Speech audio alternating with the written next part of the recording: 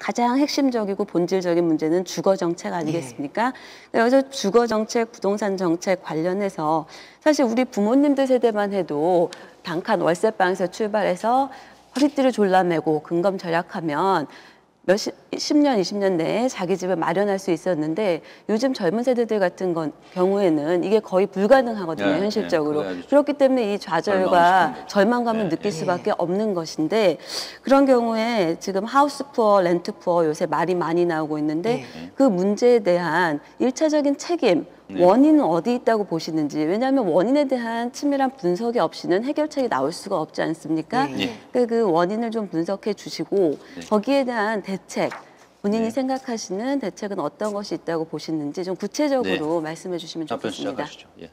그러니까 이제 하우스 푸어 같은 경우에는 어렵게 집장만을 했는데 이제 집값이 막 떨어지니까 이거를 팔 수도 없고 또 그대로 있을 수도 없고 이제 이런 그 또 계속 이자며 뭐 그 원리금 상환을 해야 되잖아요. 그러니까 이제 그 고통스럽게 되는 거고 또 렌트 푸어의 경우에도 이 집값이 계속 그 오르지 않고 떨어질 거라고 생각하니까 전부 전세로 도는 바람에 또 이런 문제가 생겼다고 봅니다.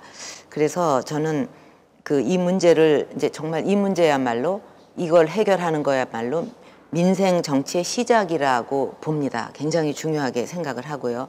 그래서 전세금을 이제 마련하지 못해서 애태우는 분들 결국은 이제 그 목돈 마련이 힘든 거 아니겠어요. 그래서 이런 경우에는 그 이제 그 집 주인이 전세 세입자를 대신해 갖고 은행에서 대출을 받고 그다음에 세입자는 거기에 대한 그 이자만 내는 겁니다. 그런 식으로 하면은 이제 그 좀 목돈을 구하기 어려운 사람들한테 도움을 줄 수 있을 것 같고 또 이제 하우스 푸어의 경우에는 그 지분 매각 제도를 통해서 이제 예를 들면 그 공적 금융기관에다가 지분 얼마를 매각을 합니다. 그리고 그 부분에 대해서는 임대료만 그 내는 거거든요. 그렇게 되면은 좀 그 집을 갑자기 뭐 그 집을 떠나야 된다든가 이럴 필요가 없고 아까 그것도 전세금이 올랐다고 해서 갑자기 또 옮겨 다니고 그럴 필요가 없다고 생각을 합니다. 또 60세부터 주택연금에 가입하게 되어 있는데 그것을 더 낮춰서 50세부터 가입하는 걸로 이 이제 나이를 낮추게 되면은 주택연금 중에 일부를 받아가지고 부채를 상환하고서 또 이렇게 좀 그 살아갈 수가 있지 않겠는가.